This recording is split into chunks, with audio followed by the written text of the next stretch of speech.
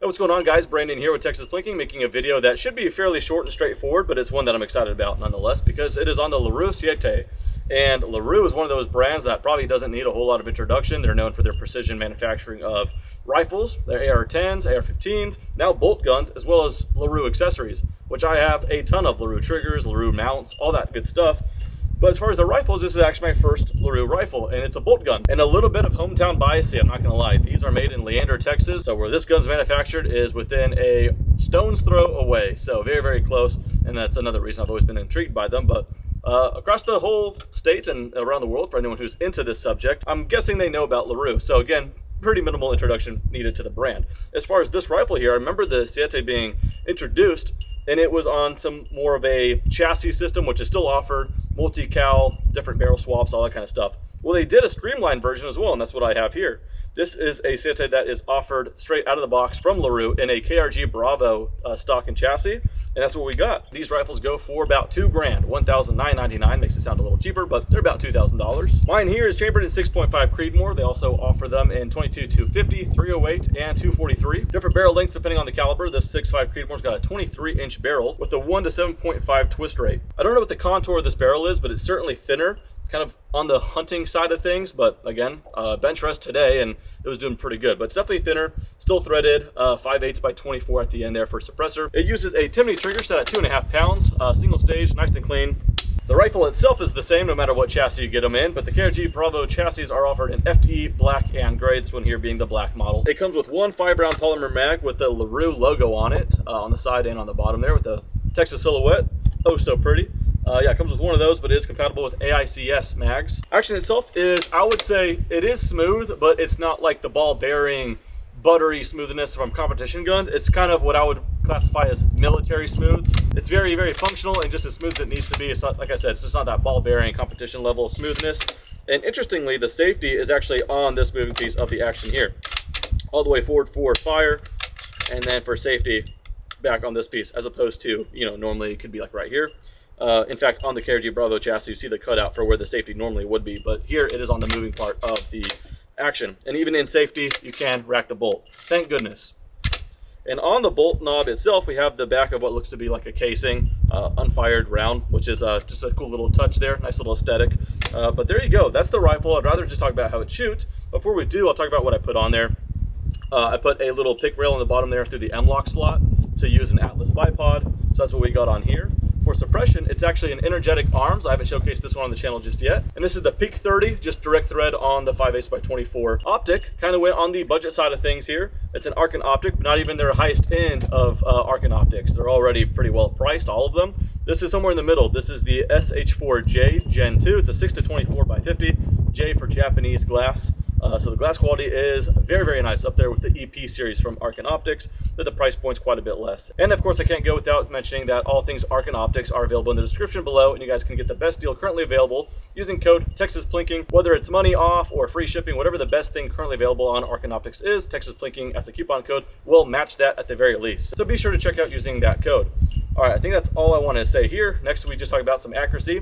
I just did 2 groupings, that's it. One with some Hornady American Gunner, 140 Botel hollow point, and another one with Sig Sauer match. I'll show the ammo here. Both of them sub MOA, and on one of them with the Sig ammo, it was 2 holes. One of them was that cold one, and then 4 shots in the exact same hole. So shows to be a pretty accurate gun. So obviously for long range, I ended up using the Sig Sauer ammo, and so that's what we got. All right, got 5 rounds loaded up. We're gonna go to 570 yards on a 8-inch little gong there.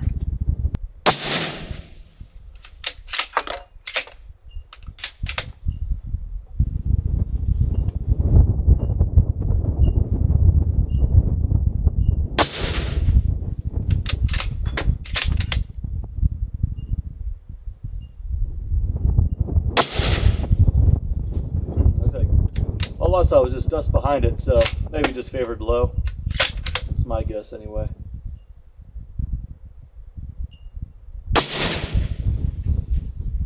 Yeah, favored high on that one.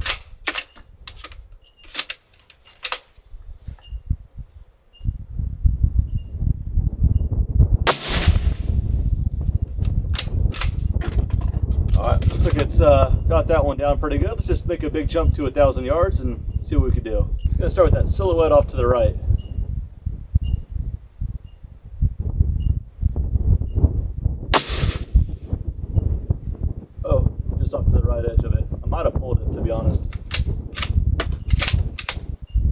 Maybe I'll favor just barely left edge. There we go.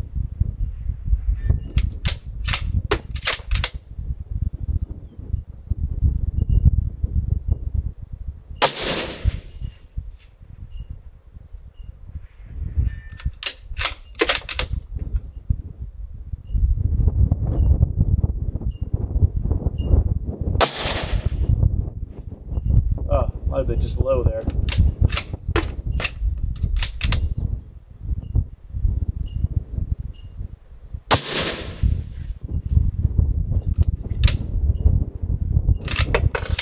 Not bad. All right, I think that's good enough to move over to a smaller target.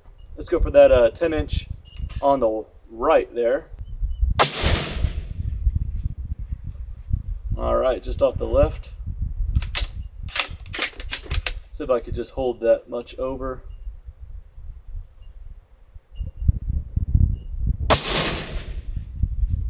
Oh, just over it.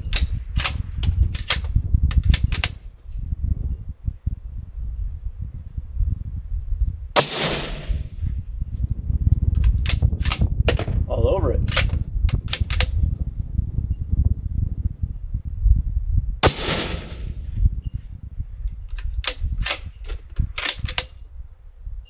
Definitely didn't go high on that one. There we go. I'm not really giving anything too much time to rest. I'm kind of shooting in a fast succession, and this is most certainly not a bull barrel.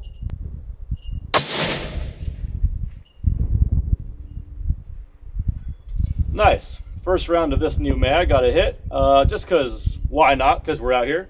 Let's go for a half a moe, one of those 5-inch targets. Let's go for the one all the way to the left.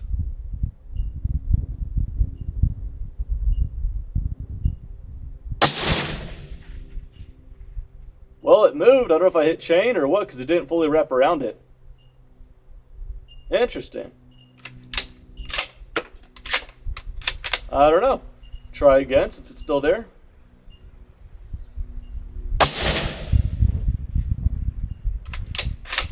That went a little closer to the aim point, actually. I'm holding off to the right.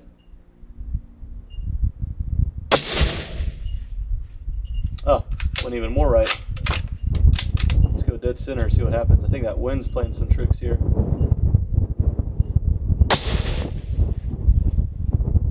Moved it again.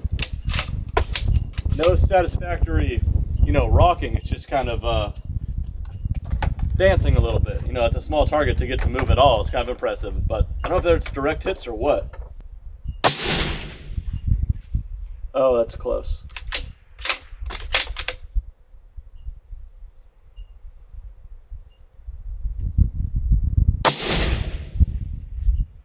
Oh, strung up a little high there. Tell you what, the last round I got loaded up. End on a hit. Let's just go for that silhouette.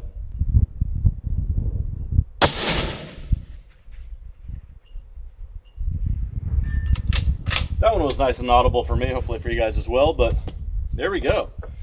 Not too bad at all. So hopefully that's enough to represent the accuracy of this rifle. I have reason to believe it could do much, much better, but this is just a first impression. But yeah, this particular day, I obviously mentioned the wind a little too much, but right now it's good, 15 to 25 miles an hour with gusts a little bit beyond that. That just about does it for this video. Thanks so much for watching. See you guys next time. Take care.